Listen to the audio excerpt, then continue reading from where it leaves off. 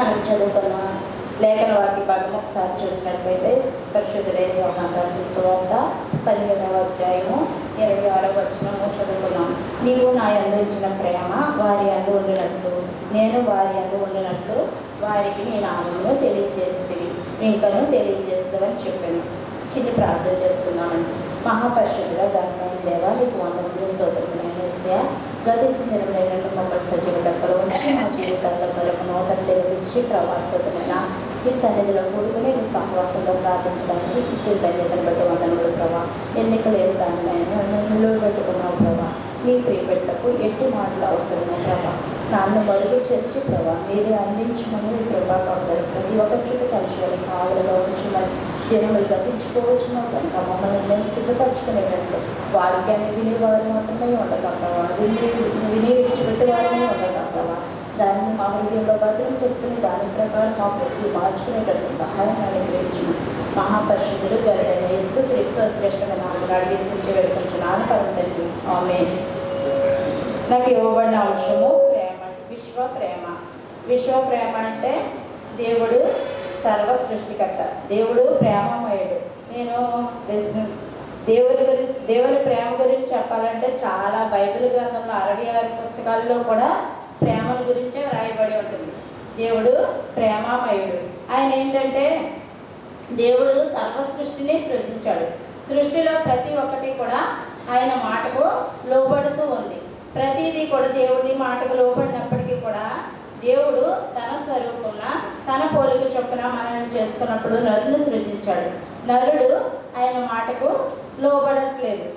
మొత్తం సృష్టి అంతా లోబడుచు ములుగుచున్నది, కానీ దేవుడు నరుడు లోబడట్లేదని నరుణ్ణి దేవుడు విడిచిపెట్టలేదు. దేవుడు ఆదిలోనే దేవుడు ఆదాము అమ్మగారు ఏం చేశారు? పాపం చేశారు, ఆజ్ఞను అతిక్రమించారు, వద్దన్న ఫలాన్ని తిన్నారు. తినబట్టి వారు పాపం చేశారని ఏదైనా తోట నుండి దేవుడు వారిని బయటకు పంపించేసినప్పటికీ కూడా దేవుడు వారిని విడిచిపెట్టలేదండి. వారితో ఏ విధంగా అపవాదితో ఛాలెంజ్ చేశారో చూద్దామండి. ఆదికాండము 3వ అధ్యాయము మనం అందరం పరిశుద్ధ లేఖన భాగం తీసుకుని ఆదికాండము 3వ అధ్యాయము 15వ వచనం చూసినట్లయితే, మరియు నీకును స్త్రీకిని నీ సంతానమునకును ఆమె సంతానమునకును వైరము కలిగజేసేదను, అది నీకు తల మీద కొట్టును, నీవు దానిని మడి మీద కొట్టెదు అని చెప్పాను. ఇక్కడ మనం చూసినట్లయితే ఏమనుకుంటామంటే స్త్రీ సంతానం పామును కొడితే అది మనల్నే మడం మీద కలుస్తుంది అనుకుంటాము. పుట్టినలో చూడండి, అది అన్న చోట ఆయన అని ఉంటుంది. ఆయన అంటే దేవుడు సిలువను కూర్చిన వార్త ఆదిలోనే నేను నా రూపంలో సృజించుకున్న నరుని నేను విడిచిపెట్టనని ఆదిలోనే ఆయన ఒక ప్రణాళికను ఏర్పరచుకున్నాడు. నేను సిలువ ద్వారా అపవాది తలను చితకొడతానని ఇక్కడ చెప్పారు. చెప్పినప్పటికీ కూడా అపవాదికి అది గ్రహింపు అర్థమైంది. వెంటనే కూడా అపవాది ఏం చేసిందండి? తన ప్రయత్నాలను ఆపుకోకుండా ఏం చేసిందంటే వీరిని ఎలాగైనా యేసు ప్రభు రాకుండా తప్పించాలని హేబేలు పుట్టారు ఆదాము అవ్వగారికి. ఏమో కయ్యను వాడుకుంది. ఏం చేసింది? హేబేల్ని దేవునికి అనుగుణంగా ఉంటుంటే కయ్యను వాడుకొని హేబేలు చంపడానికి కారణమైంది. ఆ తర్వాత షేతు పుట్టాడు. షేతు కుమారుడి నుంచి అక్కడి నుంచి నోవాహు వచ్చిన తర్వాత నోవాహు గారు జల ప్రళయము వచ్చేటప్పటికి ఆయన ఏం చేశారండి? నోవాహు గారు ఓడ ఎన్ని సంవత్సరాలు తయారు చేశారు? ఆయనకి 500 సంవత్సరాలప్పుడు ఓడ స్టార్ట్ చేశారు. 500 సంవత్సరాలప్పుడు స్టార్ట్ చేసిన ఓడ 600 సంవత్సరాల వరకు కూడా ఊరి మధ్యలోనే ఓడను తయారు చేశారు. 100 సంవత్సరములు దేవుని సువార్త వారందరికీ కూడా ప్రకటింపబడింది. ఏంటంటే భయంకరమైన దినం వస్తుంది, మనం అందరం ఈ ఓడలోకి వెళ్ళకపోతే మునిగిపోతామని ఎవరు చెప్పుకోకుండా ఉంటారు కదండి. ప్రతి ఒక్కరికి కూడా సువార్త అందించబడింది. 100 సంవత్సరములు 600 సంవత్సరములు 100 సంవత్సరముల తర్వాత ఆ ఓడలోనికి నోవాహు కుటుంబం ప్రవేశించిన తర్వాత జలప్రళయం వచ్చింది. జలప్రళయం వచ్చి మనం చూస్తే నోవాహు గారికి ఎన్ని సంవత్సరాలు అనేది చూడాలనుకుంటే కనుక ఆదికాండము 6వ అధ్యాయం 9వ వచనంలో ఉంటుందండి. వారు ఎన్ని సంవత్సరాలు స్టార్ట్ చేశారు, ఎన్ని సంవత్సరాలకు వాడ ముగించారు. ఆ 100 సంవత్సరాలు టైము ఇచ్చినప్పటికీ కూడా ఎవరు కూడా మారలేదు. అందరూ కూడా మొత్తం జలప్రాణి వచ్చి మొత్తం తుడిచిపెట్టిపోయింది. ఎనమండి నోవాహు గారి ఫ్యామిలీ మొత్తం మాత్రమే మిగిలింది. అయినప్పటికీ కూడా దేవుడు విడిచిపెట్టలేదు కదండి. అపవాది మంత్రాలు ఎలా ఉంటాయంటే మనము మారదామని చూసినా మారనివ్వకుండా మనల్ని తొలగించాలని చూస్తారు. ప్రతి విషయంలో కూడా ఎటు ఆ యేసు ప్రభువు ఆయన రాకకు ఏ మార్గము ఉండకూడదని అపవాది కుతంత్రం చేస్తూనే వచ్చింది. ఆది నుండి కూడా దానికి అర్థమైన వాక్యము మనం అర్థం చేసుకోలేకపోతూ ఉంటాం. అలాగే మనం చూసినట్లయితే తర్వాత నోవాహు గారి తర్వాత అబ్రహాం గారు వచ్చారు. అలాగా తరములు మారినప్పటికీ అబ్రహాం గారు వచ్చారు. అబ్రహాం గారి కుటుంబం నుంచి ఇస్సాక్ గారు వచ్చారు. ఇస్సాక్ గారి కుటుంబం నుంచి యాకోబు గారు వచ్చారు. యాకోబు గారి తర్వాత 12 గోత్రంలో వచ్చినాయి. 12 గోత్రంలోంచి దేవుడు 12 గోత్రాలని టార్గెట్ చేసింది సాతాను. 12 గోత్రాల నుంచి యాకోబు గారు చనిపోతూ ఆయన కుమారులకు దీవెనలు అనుగ్రహిస్తారు. దీవెనలు అనుగ్రహించేటప్పుడు యాకోబు గారు అనుకోకుండా బయట పెట్టేస్తారు. యోధా గోత్రపు సింహమా అనేసి ఆదికాండము 49వ అధ్యాయం తీయండి. ఆదికాండము 49వ అధ్యాయము 8వ వచనం చూసినట్లయితే యోధా గారికి ఆశీర్వాదం ఇచ్చేటప్పుడు నీవు యోధా నీ సహోదరులు నిన్ను స్తుతించెదరు, నీ చెయ్యి నీ శత్రువుల మెడ మీద ఉంటుంది, నీ తండ్రి కుమారులు నీ ఎదుట సాగిలపడుతురు, యోధా కొదమ సింహము అని యాకోబు గారు దీవెనలో అనుకోకుండా బయట పెట్టేశారు. ఇంకా అప్పుడు ఏం చేసిందండి, యోధా గోత్రం మీద టార్గెట్ చేసింది అపవాది. అప్పుడు అన్ని 11 గోత్రాలని వదిలేసి ఓన్లీ యోధా గోత్రాన్ని మాత్రమే టార్గెట్ చేసింది. టార్గెట్ చేసినప్పుడు అయినప్పటికీ కూడా దేవుడు విడిచిపెట్టలేదు. అలాగే యోధా గోత్రము ఎన్నోసార్లు చెరలోకి పంపబడినప్పటికీ ఎన్నోసార్లు వారిని విసిగించినా ఏం చేసినా దేవుడికి ఎంత విసిగించినా కూడా వారిని విడిచిపెట్టకుండా యేసయ్య దావీదు వంశంలోనూ గోత్రంలోనూ పుట్టి ఆయన మన కోసం మన పాపముల కోసం ఆ శిలువ మరణం కోసం అపవాది యొక్క తలను చితక త్రొక్కడం కోసం ఆయన ఈ లోకానికి వచ్చారు.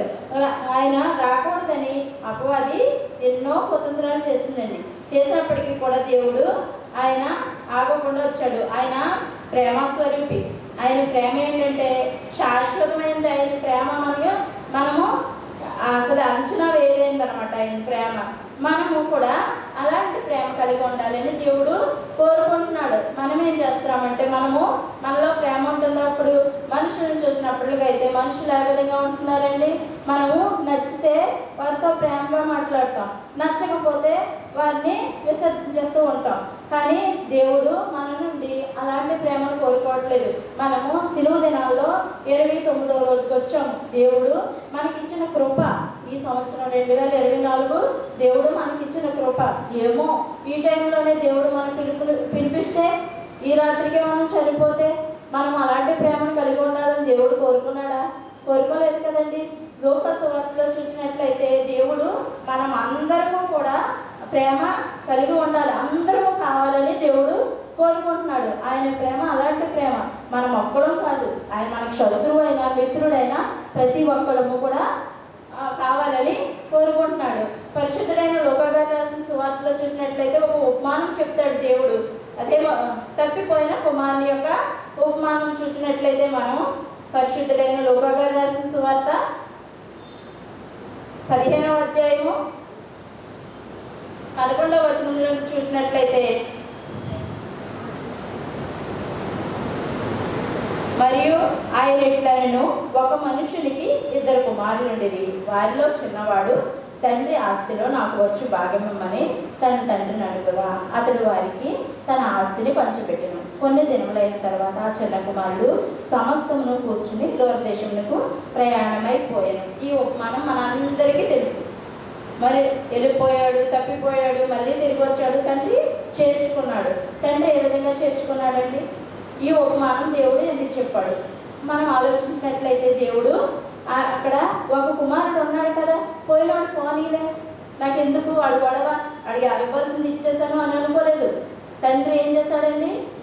తండ్రి తన రెండో కుమారుడు వచ్చినప్పుడు అతనికి ఏ విధంగా చేశాడు? తప్పిపోయిన కుమారుడు దొరికినని, నా కుమారుడు మళ్ళా బ్రతికెను, తప్పిపోయి దొరికినని చెప్పి అంతటా వారు సంతోషపడసాగిరి. పెద్ద వీళ్ళ ఏం చేశాడంటే వెంటనే విందు చేయించాడు. దేవుడు ఈ ఉపమానం చెప్పింది ఏంటంటే, ఒక్క కుమారుడు సరిపోడు, ఇద్దరు కుమారులు కూడా కావాలి అని. అంటే మనము కూడా ఒక్కరు రక్షింపబడిపోతే సరిపోదు. ఆయన ప్రేమ ఎలా ఉందంటే మనం అందరము కూడా రక్షింపబడాలి, ఆయన రాజ్యంలో మనందరము ఉండాలనే సిలువను గురించి మన కోసం ప్రాణం పెట్టారు. ఆయన ఒక్కరి కోసం ఇద్దరి కోసం అయితే ఆయన ప్రాణం పెట్టలేదండి, మన అందరి కోసం.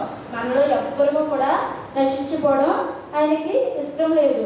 అలాగే మనం చూసుకున్నట్లయితే ఇస్కరియోతు యోధ ఆయన అప్పగిస్తాడని తెలుసు, ఆయన చంపేస్తాడని తెలుసు. ఆయనకి అన్నీ తెలిసినప్పటికీ కూడా ఇస్కరియోతు యోధని ఏమన్నా ప్రేమించడం మానాడంటే దేవుడు ఆయన్ని ప్రేమించాడు. శిష్యులందరి పాదాలు కడిగారు. వాళ్ళందరి పాదాలు కడిగినప్పుడు ఇస్కరియోతు పాదాలు నన్ను అప్పగిస్తాడు రేపు పొద్దుట అనేసి ఏమన్నా కడగడం మానలేదు కదండి. ఆయన ప్రేమ ఎంత ప్రేమ అంటే చివరిలోనైనా నా బిడ్డ మారి నరకం తప్పించుకుంటాడేమో అనేసి ఇస్కరియోతు యోధ పాదాలు కూడా కడిగాడు, చాలా టవల్తో తుడిచాడు. ఆయన ప్రేమ అంత గొప్పది. ఎప్పుడైనా మారి ఆయన దగ్గరికి వస్తాడేమో అనే ఆశ మన గురించి కూడా దేవుడు ఆ విధంగానే ఆశపడుచున్నాడు. మనం ఏంటంటే ఎప్పుడైనా తప్పిపోతున్నామేమో అనేసి మనకి ఈ సంవత్సరం ఇచ్చాడేమో, మనం ఈ సంవత్సరంలోనైనా ఆయన రాజ్యంలో చేరాలని ఆశ కలిగి ఉన్నాడేమో. ఒకసారి మనల్ని మనము ఆలోచించుకోవాలండి. మనం చదువుకున్న పాత నిబంధన వాక్య భాగంలో ఒకసారి చూసినట్లయితే దావీదు భక్తుడు రాసిన కీర్తనల గ్రంథం నుండి 70వ సంకీర్తన చూసినట్లయితే ఇది ఎప్పుడు రాయబడింది అంటే, తన కుమారుడైన అబ్షాలోము దావీదు గారిని తరుముతూ ఉన్నప్పుడు ఆయన ఏం చేస్తాడంటే అహీతోపెలు మాట విని దావీదుని తరుముతూ ఉంటాడు, చంపేయడానికి చూస్తున్నప్పుడు ఆయన ఏం చేస్తాడంటే పాదాలు చెప్పులు లేకుండా కూడా కొండలు ఎక్కుతూ ఏడుస్తూ ఉంటాడు, తనతో పాటు కొంతమందిని తీసుకుని. ఆ టైంలో ఆ అహీతోపెలు మాట కుమారుడు విన్నాడు.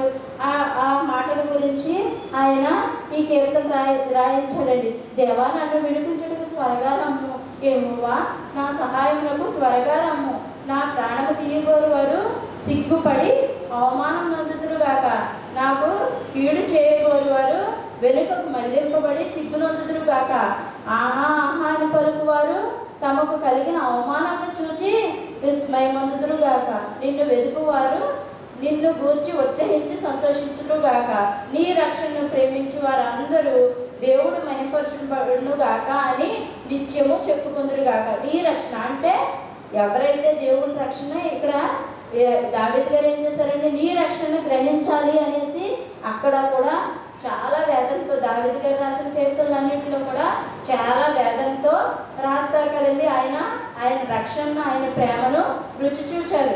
మనము కూడా ఏ విధంగా ఉన్నాం? మనము ఆయన ప్రేమను రుచి చూడగలుగుతున్నాము. సృష్టి అంతా కూడా ఆయన ప్రేమను తెలుసుకుంది, ఆయనకు లోపడుతుంది. మనం ఏ విధంగా ఉంటున్నాం?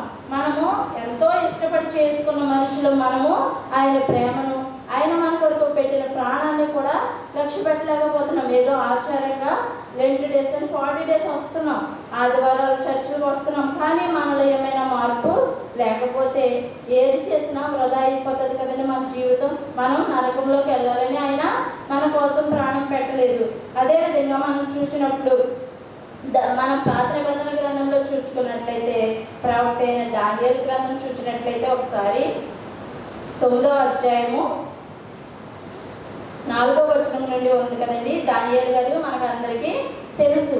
ఈయన ఎప్పుడండి? దానియేలు గారు నెబుకద్నెజర్ టైంలో ఈ ఇర్మియా ప్రవక్త ద్వారా ఒక ప్రవచనం వచ్చింది. 70 సంవత్సరాలు మీరు బబులోను చెరకి అప్పగింపబడతారు అని ఒక ప్రవచనం వచ్చింది. అప్పుడు ఏం చేశారండి? దానియేలు గారిని మొత్తం యోధా జనాంగాన్ని, ఇశ్రాయేలుని కూడా బబులోను చెరకి తీసుకువెళ్ళిపోయినప్పుడు దానియేలు గారు యవ్వనస్తుడు. అతనికి అప్పటికి 15-16 సంవత్సరాలు ఉండుంటాయి. అప్పుడు ఏం చేస్తాడంటే నెబుకద్నెజర్ రాజు ఏమన్నాడంటే మాకు యవ్వనస్తులు కావాలి అన్నప్పుడు దానియేలు గారిని, షడ్రక్, మేషక్, అబేద్నెగోలను నలుగురిని తీసుకుని వెళ్ళి వాళ్ళు తయారు చేస్తూ ఉంటారు. వారికి యవ్వనస్తులు కావాలని రాజుకి తయారు చేసినప్పుడు ఆయన బాగానే ఉన్నారు, రాజకోటలో ఉన్నారు, రాజాధికారంలో ఉన్నారు. ఆయన తర్వాత బెల్షస్సర్ రాజు వచ్చాడు. బెల్షస్సర్ రాజుకి మెనే టేకులను వచ్చింది, చనిపోయారు. తర్వాత ఆయన ఏం చేశారండి, మాదీయులకి అప్పచెప్పేస్తాను, నీ రాజ్యము నీ దగ్గర ఉండదు, నీ రాజ్యం వేరే వాళ్ళకి ఇచ్చేస్తున్నాను అనేసి దేవుడు ప్రకటన చేశాడు. చేసినప్పుడు అప్పుడు ఏం చేశారండి, మాదీయుల చేతికి వెళ్ళిపోయింది ఆ రాజ్యం. వెళ్ళిపోయిన తర్వాత మాదీయుడైన అహష్వేరోషుని గుర్తు చేసుకున్నట్లయితే మనం ఇక్కడ ఉంటుందండి 9వ అధ్యాయం 1వ వచనంలో మనకి అహష్వేరోషు ఎక్కడ తగులుతారండి, ఎస్తేరు గ్రంథంలో తగులుతారు. ఎస్తేరు గ్రంథంలో అహష్వేరోషు కుమారుడైన దర్యావేషు కల్దీయుల పైన రాజు అయిన. అప్పుడు బబులోనికి రాజు ఎవరు ఉన్నారంటే కల్దీయుల రాజు ఎవరు అని దర్యావేషు రాజు టైంలో అంటే అప్పుడు దానియేలు గారికి 80 సంవత్సరాలు దగ్గర ఉండుంటాయండి. ఎందుకంటే ఇక్కడ ఇది ఎలా చెప్పుకోగలుగుతున్నామంటే ఇంకా కొంతకాలంలో ఒక 5 సంవత్సరంలో చెరకెళ్ళిన వారు విడిపింపబడతారని, విడిపించేటప్పుడు నా ప్రజలు ఎలా ఉన్నారో ప్రభువా ఇంకా మేము పాపం చేసే ఉన్నామేమో అనేసి ఆయన 80 సంవత్సరముల టైంలో ఈయన ప్రార్థన చేస్తున్నారు.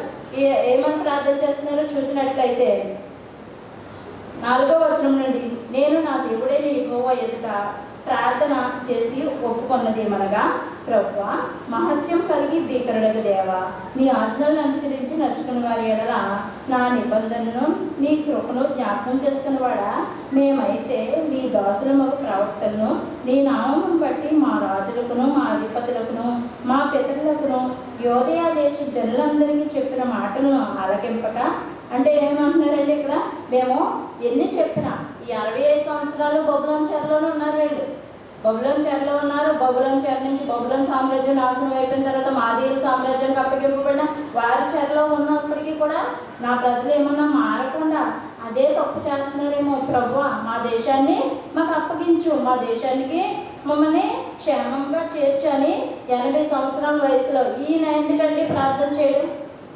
మనకున్న స్థితిని బట్టి మనము బాగున్నాం అనుకోండి, మనము ఎవరి గురించి అయినా ప్రార్థన చేయడానికి ఇష్టపడతామా?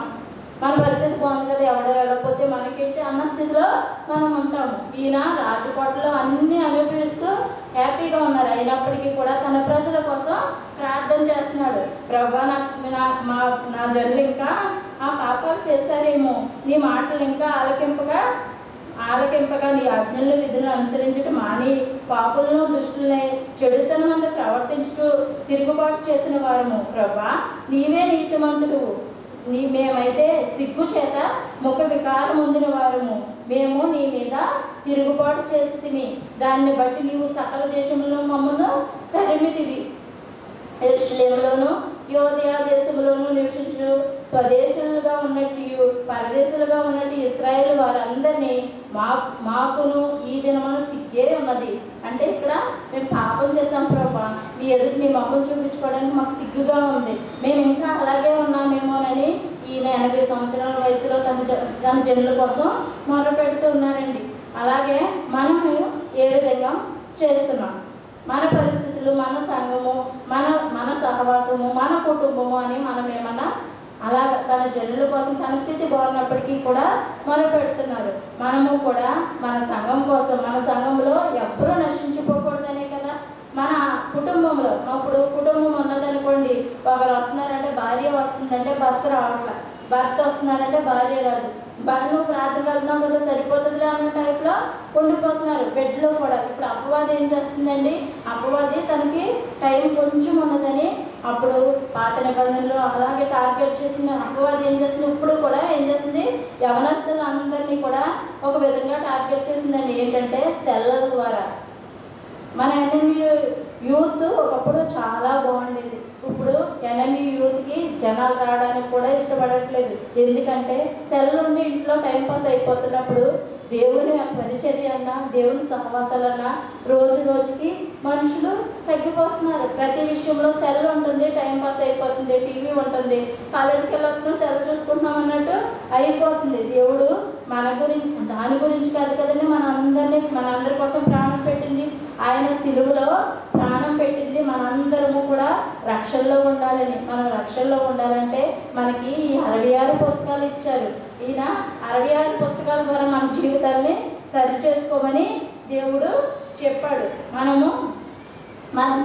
మన జీవితాన్ని సరి చేసుకోకపోతే దేవుడు బాధపడుతూ ఉంటాడండి. అదేవిధంగా మనం చదువుకున్న సువార్త పాఠం చూసినట్లయితే ఒకసారి పరిశుద్ధుడైన యోహాను గారు రాసిన సువార్త 17వ అధ్యాయము మొదటి నుంచి చూసినట్లయితే ఇది ప్రధాన యాజకుని ప్రార్థన అండి. ఈ ప్రార్థన అంటే నాకు చాలా ఇష్టం. నాకు ఎస్దసరి పాస్టర్ గారు ఉన్నప్పుడు దీని గురించి చాలా విపులంగా చెప్పారు.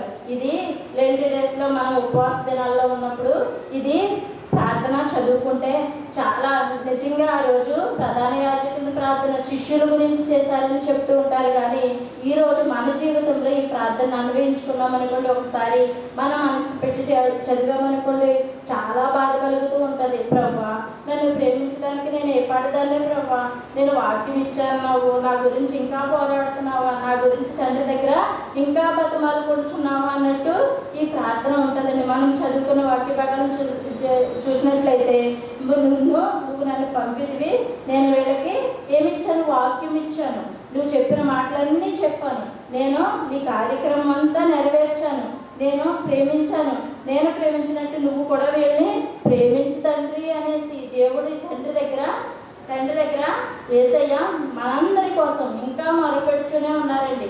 ఇంకా మనం అందరము కూడా ఆయన రాజ్యంలో ఉండాలని ప్రభువా, ఈ 1 సంవత్సరం, ఈ 2 సంవత్సరాలు నీ బిడ్డల్ని ఈ రోజన్నా మారుతారు ప్రభువా అని తండ్రి దగ్గర ఇంకా మొరపెడుతూనే ఉన్నాడు. ఆయన వారి యందు నేనును నా యందు నీవును ఉండుట వలన వారు సంపూర్ణముగా చేయబడి ఏకముగా ఉన్నందున నీవు నన్ను పంపితవనియు నీవు నన్ను ప్రేమించినట్టే వారిని కూడా ప్రేమించుతవనియు లోకం తెలుసుకున్నట్లు నాకు అనుగ్రహించిన మహిమను వారికి ఇచ్చితిని.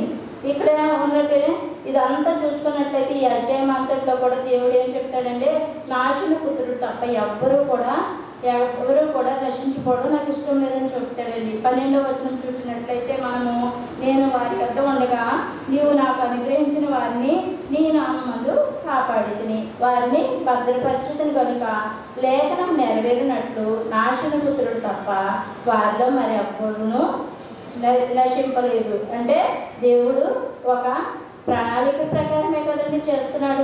ఇప్పటికి కూడా మన గురించి ప్రార్థన చేస్తున్నాడు. ఆ రోజు శిష్యుల్ని లోకంలోనికి పంపిస్తున్నాను ప్రభా, లోకము వీళ్ళని ద్వేషిస్తుంది, వీళ్ళని కొడుతుంది, వీళ్ళని ఏదో చేస్తుంది, అయినప్పటికీ కూడా వీరిని నువ్వు కాపాడు ప్రభా, శరీర బలహీనతలను బట్టి కాదు కానీ వీరు నీ యందు నిలిచి ఉండేటట్లు కాపాడు అనేసి దేవుడు బ్రతిమాలుకుంటూ చేస్తున్నాడని ప్రార్థన. ఆయన ప్రేమ ఎంతో మనం తెలుసుకోవాలి. మన గురించి ఇంకా ప్రార్థిస్తున్నాడంటే ఆయన ప్రేమ చాలా గొప్పది. ప్రియమైన దేవుడు వల్ల మనమైతే ఏం చేయాలని, మనం ఒక దోమ కుట్టింది అనుకోండి, ఏమైనా డెంగ్యూ ఫీవర్ వచ్చేస్తుంది, దోమ తెరలోకి వెళ్ళిపోతాం. బయటకు వెళ్ళామనుకోండి, ఇప్పుడు కరోనా పోయినప్పటికీ కూడా కొంతమంది ఇంకా మాస్కులు మానట్లేదు, ఎందుకంటే ప్రాణభీతి. శరీరం మరణం కోసమే మనము ఇన్ని దెబ్బలు పడిపోతే మన ఆత్మ ఏమైపోతుంది? ప్రియమైన వాళ్ళారా, దేవుడు ప్రాణం పెట్టింది దేనికోసం? శరీరం కోసం కాదు కదా. మొదటి మరణము అందరికీ తథ్యము, 2వ మరణం కోసం మన ఆత్మని మనం రక్షించుకోవాలి. మన ఆత్మకు మన పాపాన్ని బట్టి మన ఆత్మ నలిగిపోతూ ఉంటుంది. మనం ఏం చేయాలంటే, మనకు ఆస్తి ఉన్నా ఏమున్నా సరే బంధువులు ఏం చేస్తారంటే వచ్చి 2 మాటలు చెప్పి వెళ్ళిపోయేవారే కానీ మన ఆత్మని ఏమన్నా రక్షించగలరా? మన ఆత్మకు మనమే ఉత్తరవాదులం. కాబట్టి మనము ఆయన ప్రేమను మనం అర్థం చేసుకోవాలంటే మనము పరిశుద్ధ లేఖన భాగాలన్నీ చదివినట్లయితే ఆయన ప్రేమ మనకు అర్థమవుతుంది. అర్థమైనప్పుడు మనము ఈ లోకం అంటకుండా, ఈ లోకాధికారికి మనము చోటు ఇవ్వకుండా, మనము లోకాధికారి చోటు ఇవ్వకుండా దేవుని ప్రేమను అర్థం చేసుకునే వారిగా ఉంటాము. ఆయన ప్రేమ ఎలా ఉందంటే మనం ఒకసారి చూసినట్లయితే పేతురు గారు రాసిన 2వ పత్రిక 3వ అధ్యాయము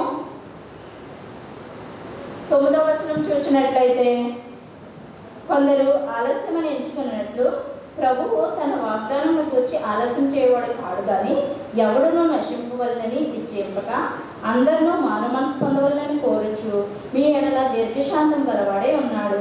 దేవుడు ఎందుకండి రాకడ ఎప్పుడో చిన్నప్పుడు మనం పుట్టక ముందు నుంచి రాకడ వచ్చేస్తుంది అని చెప్తున్నారని మనం ఇంకా ఎప్పుడో వస్తుందిలే అని నిర్లక్షించి దేవుడు ఎందుకు చేర్చున్నాడో ఇక్కడ చెప్పాడండి. ఆ పేతురు గారు చెప్పినట్లు ఏం చేశారు, కొందరు ఆలస్యమని ఎంచుకున్నట్లు ప్రభు తన వాగ్దానం గురించి ఆలస్యం చేయవాడు కాడు, కానీ ఎవడునూ నశింపవలనని ఇచ్చేయింపక.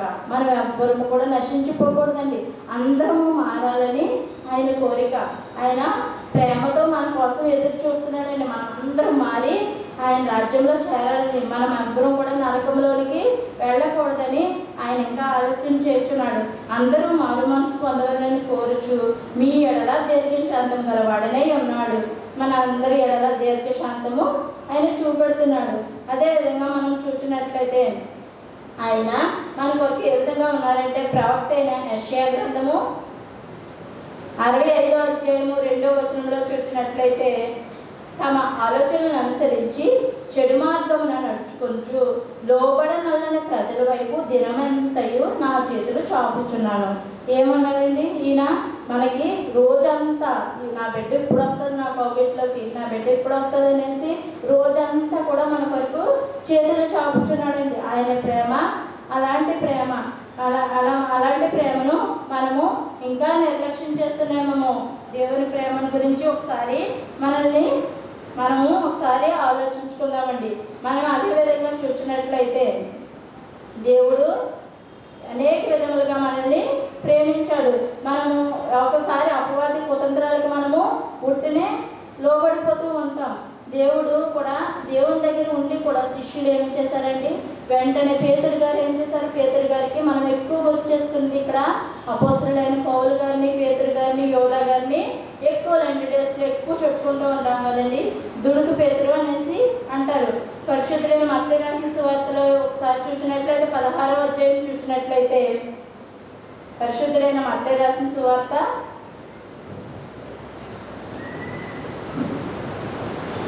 16వ అధ్యాయము 13వ వచనం చూసినట్లయితే, యేసు ఫిలిప్పుదైన కైసరియా ప్రాంతంలోకి వచ్చి మనిషి కుమారుడు ఎవడని జనులు చెప్పుకొంటున్నారని శిష్యులు అడగగా, అప్పుడు ఏం చెప్పారండి, శిష్యులు అందరూ ఉన్నారు, నేను ఎవరని చెప్పుకొంటున్నారు అనేసి యేసు ప్రభు గారు అడిగారు.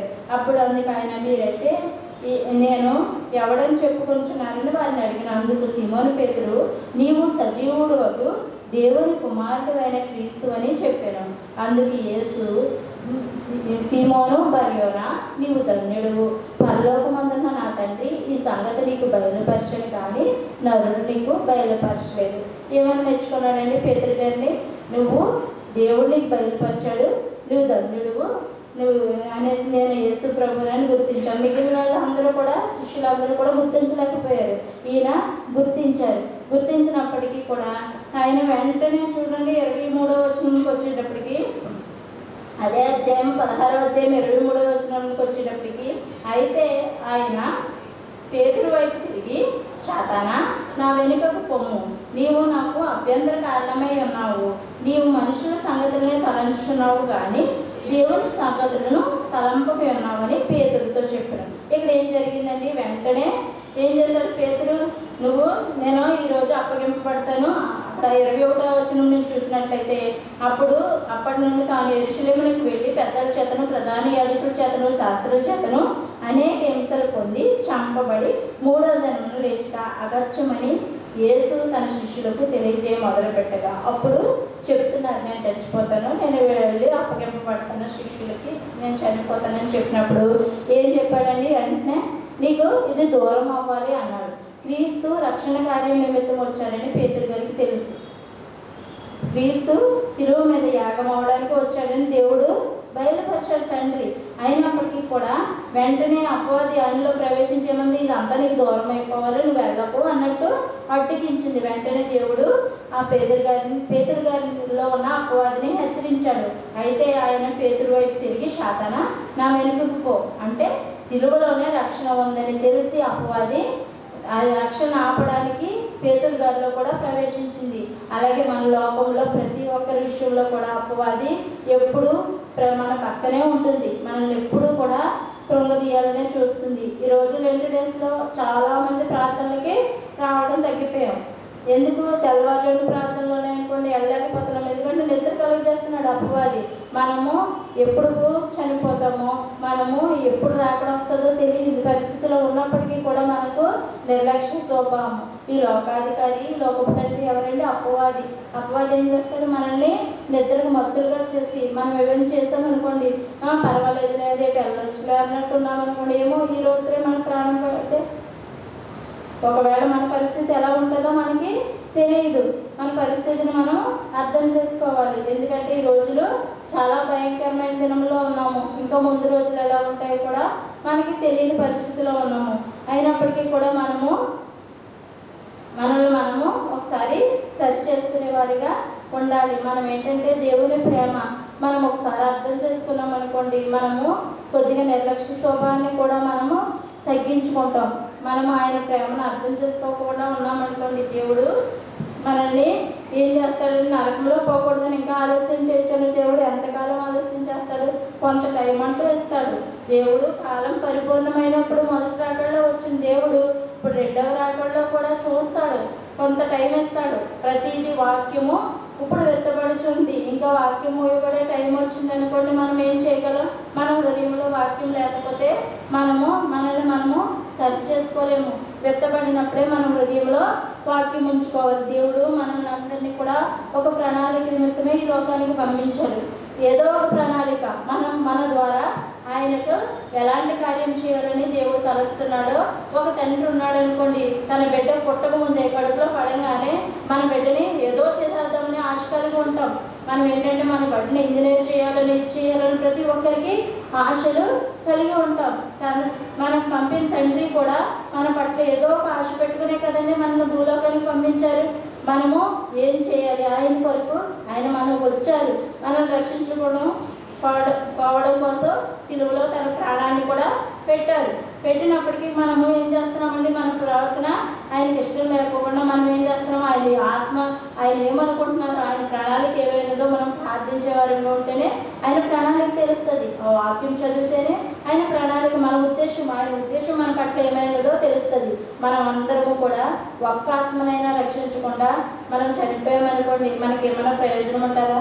దేవుడు మన ప్రవర్తనను బట్టి, మన విశ్వాసాన్ని బట్టి మనము ఒక్క ఆత్మనైనా రక్షించగలగడానికి ప్రయత్నించాలి. మనము 2024 29వ రోజుకి వచ్చేసాం.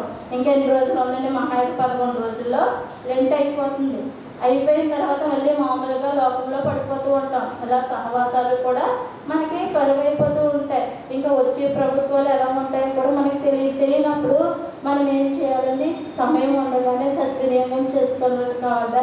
మనము తల్లి గర్భంలో ఉన్నది మొదలుకొని ఆయన ఎప్పటి వరకు మన పట్ల ఎన్నో కార్యాలు చేశారు, ఎన్నో అద్భుతాలు చేశారు. మనల్ని అనేక విధాలుగా రక్షణలో నడిపించడానికి మన పట్ల అపవాది నుంచి, మనకి అన్ని కుతంత్రాల నుంచి మనల్ని కాపాడాడు దేవుడు. మనం అందరము కావాలని, మనలో ఒక్కరు కూడా నశించుకోకూడదని, లోకంలో ఎవ్వరూ నశించుకోకూడదని దేవుడు కోరుకుంటున్నాడు. ఆయన విశ్వమంతటినీ చేసిన దేవుడు, సృష్టికర్త కాబట్టి విశ్వంలో ప్రతి ఒక్కటి కూడా మనము బాగాలేదని మూలుగుతూనే ఉంటుంది. అయినప్పటికీ కూడా మనం ఏంటంటే మనల్ని రక్షించుకొని మనం ఎదుటి వారిని కూడా రక్షించే విధంగా మనం ప్రవర్తించాలి. మనము అట్టి ప్రేమ కలిగి ఉండాలని దేవుడు అనుకుంటున్నాడండి. మన ప్రేమ ఎలా ఉండాలని అపోస్తలుడైన పౌలు గారు కొరింథీ సంఘానికి రాసిన పత్రిక 1వ అధ్యాయము 13వ వచనంలో చూసినట్లయితే, 13వ అధ్యాయము 4వ వచనంలో చూసినట్లయితే, ప్రేమ దీర్ఘకాలం సహించును, దయ చూపించును, ప్రేమ మత్సరపడదు, ప్రేమ డంబంగా ప్రవర్తింపదు, అది ఉప్పొంగదు, అమర్యాదగా నడవదు, స్వప్రయోజనమే విచారించుకొనదు, త్వరగా కోపపడదు, అది అపకారమును మనస్సులో ఉంచుకొనదు, దుర్నీతి విషయమే సంతోషపడక సత్యమునందు సంతోషించును. మనకి ఇక్కడ సత్యము అంటే ఏంటండి? వాక్యమే సత్యము. దీని అందే మనము సంతోషపడాలి. మనము దేని అందు కూడా మన ప్రేమ కలిగి ఉంటే దీని ద్వారా మనకి ఒక కోపం వచ్చిందనుకోండి, సూర్యుడు అస్తమించేలోపు మన కోపము ఆవిరైపోవాలి. ఎదుటి వారిని ప్రేమించే స్వభావము కలిగి ఉండాలి. మనం అంటే అలా ఉండిపోయామనుకోండి, అదే పగగా మారిపోతూ ఉంటుంది. అందుకని దేవుని ప్రేమను కలిగి ఉంటే, మనం వాక్యం ద్వారా ఉంటే కనుక మనకి మన మన ప్రేమ దేవుని ప్రేమను కలిగిన బిడ్డలుగా ఉంటాము. మన ప్రేమ అట్టి ప్రేమను కలిగి ఉండాలి.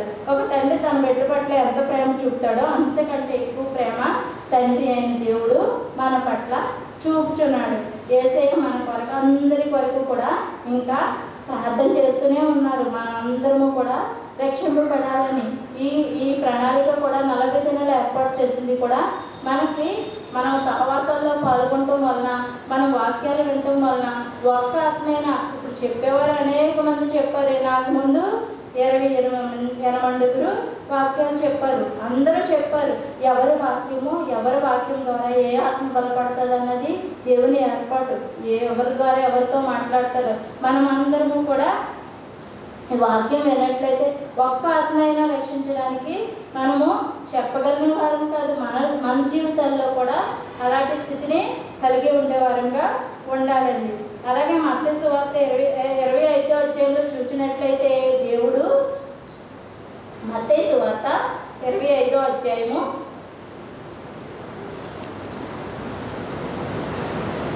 34వ వచనంలో చూసినట్లయితే, అప్పుడు రాజు తన కుడివైపున ఉన్న వారిని చూసి, నా తండ్రి చేత ఆశీర్వదించబడిన వారులారా రండి, లోకం పుట్టినది మొదలుకొని మీ కొరకు సిద్ధపరచబడిన రాజ్యమును స్వతంత్రించుకున్నది. ఆయన ఏం చెప్తున్నారండి? ఆయన కుమారుడు ఏం చెప్తున్నాడు? కుడివైపున ఉన్న వారిని మాత్రమే లోకం పుట్టక మునుపు సిద్ధపడిన నా రాజ్యంలో మీరు రండి అని పిలుస్తున్నాడు. మనల్ని కూడా అలా పిలవాలని మనం అనుకుంటున్నామా? మనము కూడా ఆయన రాజ్యం కొరకు ఎదురు చూస్తున్నామా? లేదా ఇదే శాశ్వతము, ఈ లోకమే శాశ్వతం అనుకుంటే మనము ఆయన ప్రణాళికలో మనం లేని వారముగా అయిపోతాం. మేము రేపు పొద్దున్న ఎడం వైపున ఆయన ఎడం వైపుకి వెళ్ళిపోతే మన పరిస్థితి ఏంటి? నరకంలోకి వెళ్ళిపోతాం మేకల వలె. ఆయన కుడివైపున ఉన్న గొర్రెల్ని ఎడవైపున మేకల్ని నిలువబెట్టి ఆయన ఏమంటున్నాడు? తన కుడివైపున ఉన్న వారిని చూచి, నా తండ్రి చేత ఆశీర్వదించబడిన వారులారా రండి, లోకం పుట్టినది మొదలుకొని మీ కొరకు సిద్ధపరచబడిన రాజ్యంను స్వతంత్రించుకోండి. దేవుడు మన కొరకు ఒక రాజ్యాన్ని సిద్ధపరచాడని తెలుసు. మనము ఏం చెప్తాడండి? మనము చూసుకున్నట్లయితే మత్తయి సువార్త 14వ అధ్యాయంలో హృదయంలో కలవరపడి, నేను మీకు ఒక స్థలము సిద్ధపరచబడుచున్నానని కుమారుడు కూడా చెప్పాడు. మన తండ్రి కూడా మనకు ఒక రాజ్యాన్ని సిద్ధపరిచి ఉంచారు. ఆయన పిలుపును మనం వినేవారిగా ఉండాలి. అలాంటి రక్షణలో ఆయన రాజ్యంలో చేరేటట్లు మనందరికీ తన పరిశుద్ధాత్మ దేవుడు సహాయం చేయాలి. మనందరి వినికిల్లో ఈ మాటలు దీవింపబడాలని, ఈ చిన్ని కొద్ది వాక్యంలో తప్పులేమంటే క్షమించమని ముగిస్తున్నానండి. Thank you.